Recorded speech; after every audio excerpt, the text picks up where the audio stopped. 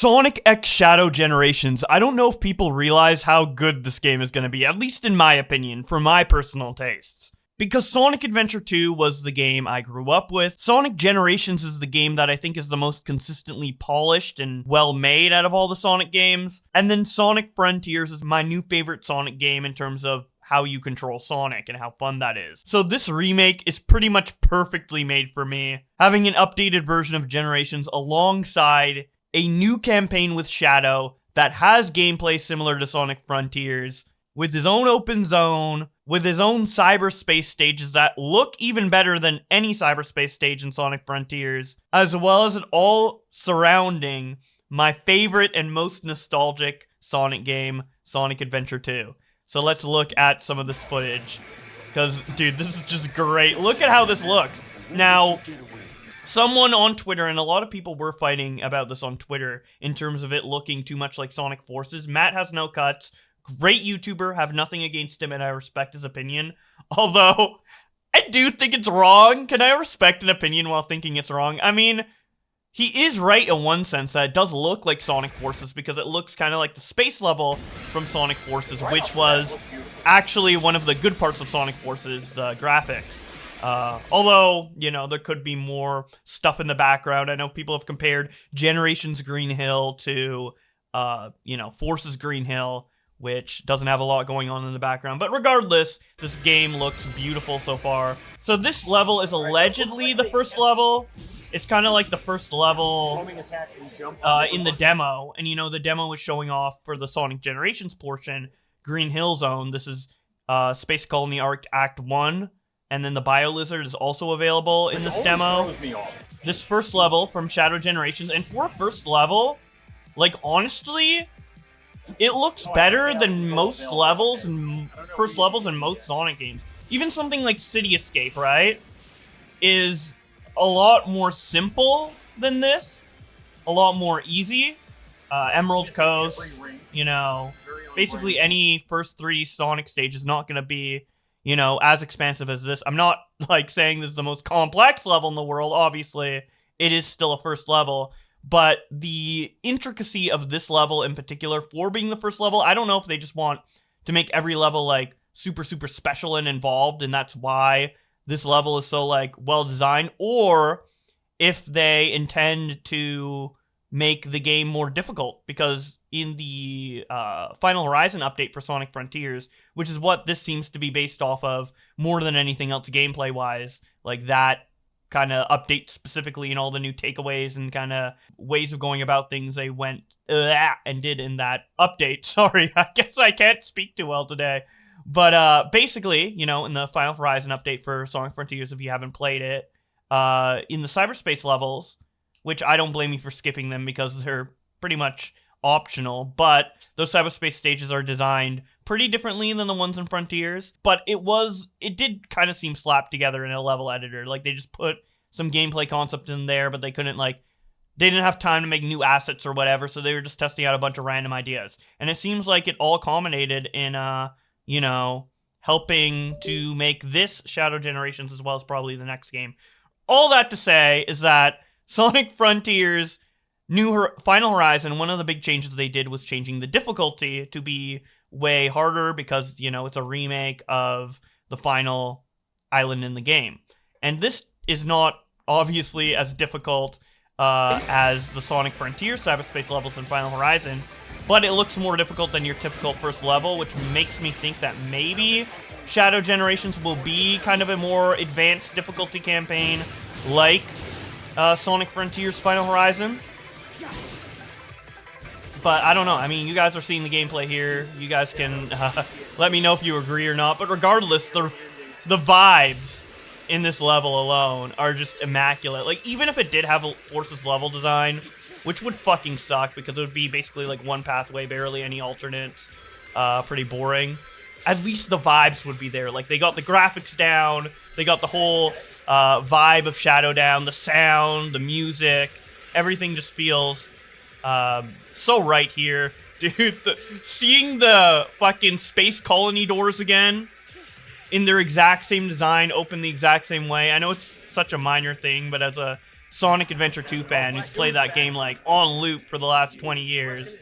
It's really cool to see that again. Obviously, we saw that kind of again in the Shadow the Hedgehog game, but that was only 2 years after Sonic Adventure 2, and it was a bad game, but this is actually looking to be really good. No more mission structure, no more finding like 20 random humans to kill in order to beat the hero mission. You can finally play like a full Shadow campaign that is basically as good as what was in Sonic Adventure 2. I mean, there was only 4 Shadow levels in Sonic Adventure 2. So technically, we're probably going to get more Shadow content here than even in his debut game. Because I think we already know that there's going to be more than 4 levels. I think there's 4 levels confirmed, and it'd be weird if, you know, they just showed all the levels.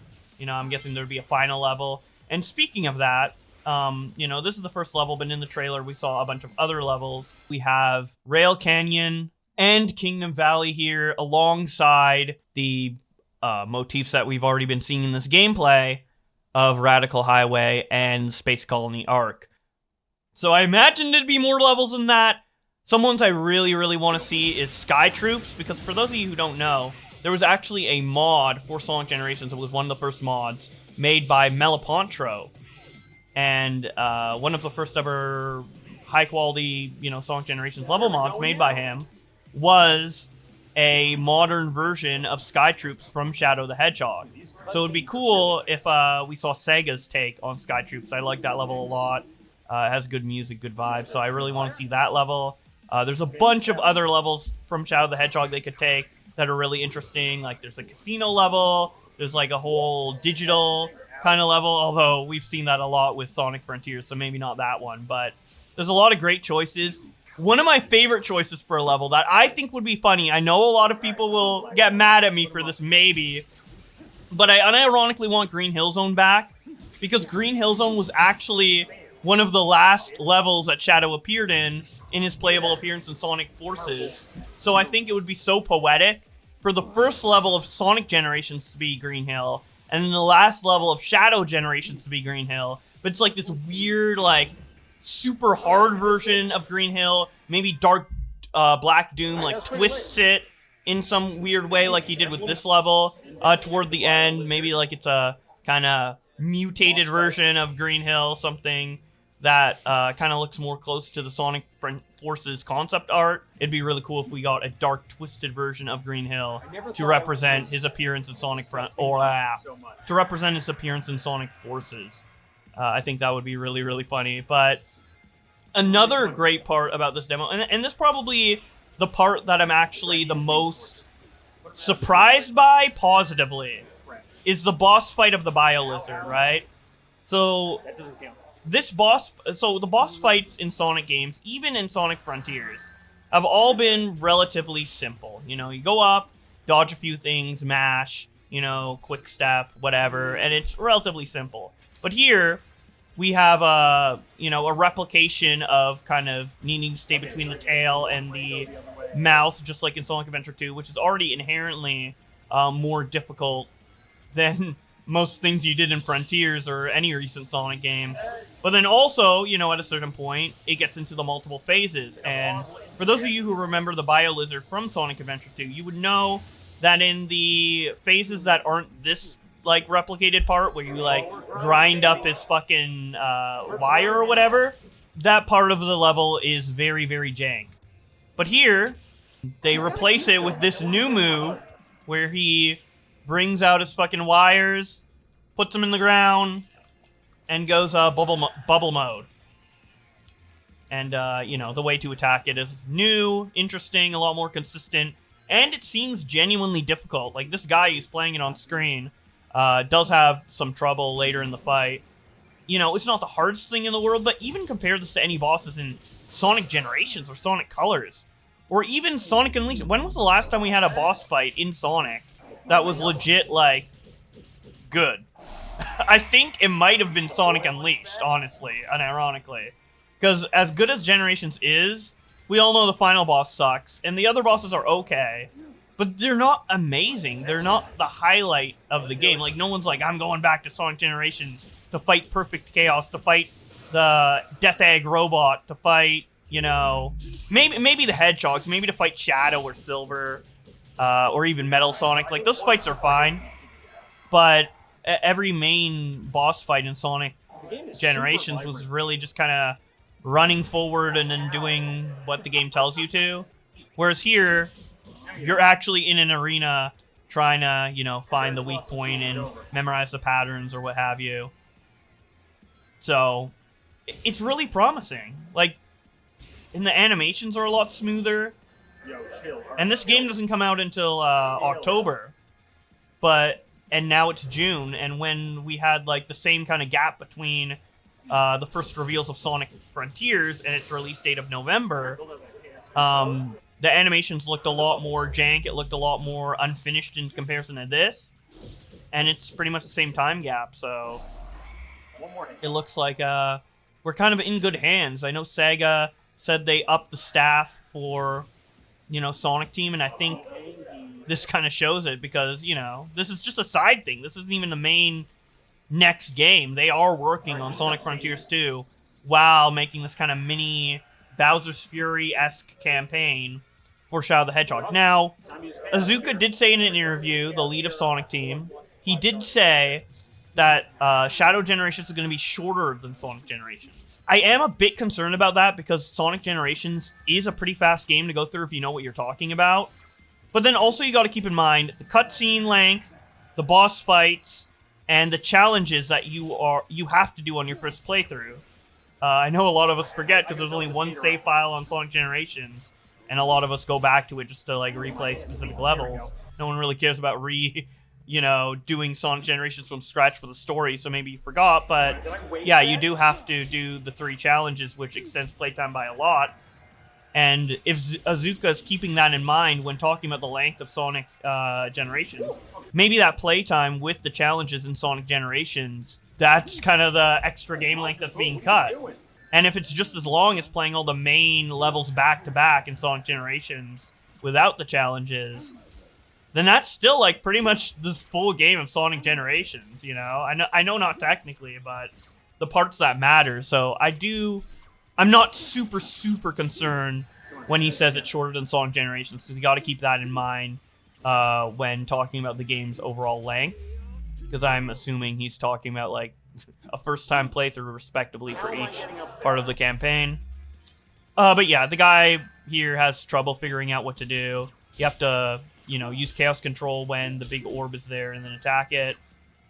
Doesn't outright tell you that, which is kind of a good thing. You know, you might think it's, like, bad that this guy got confused here, but I don't know. I think it's pretty easy to figure out, considering there's, like, a big cutscene. I mean, he figures it out right here, I'm pretty sure, and it tells you L2, which is a good change because you don't want it to be like the Final Horizon, right? Where Final Horizon, they just didn't give you any indication on what to do at all. Like, no little cutscene, no little button prompt, nothing. And you just had to basically, like, remember from the very, very beginning of the game that you can lock on by pressing in the R stick and then sidestep to turn and get the cable. It was stupid, so I'm glad, you know, they're improving that here. And I think they're taking a lot of feedback that they got from that update and kind of applying it. And a lot of the feedback is just pretty much more polish.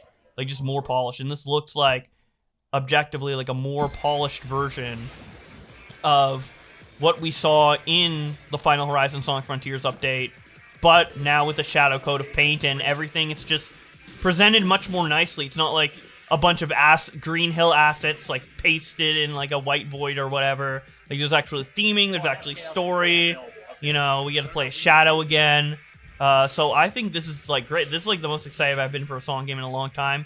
And I think it might be my favorite Sonic game when this comes out. Like, at least as, like, a consistent package. Now, there's pros and cons to each Sonic game. Like, there's things I like in Heroes better than, you know, every other Sonic game, and that goes for almost every Sonic game. Like, there's an aspect I like the best in that particular game. I'm not going to say any Sonic game's an outright replacement for another, except, I guess, this for the original generations, because this is just, you know, Sonic Generations with an extra campaign and added shit. So, yeah, I'm looking forward to this.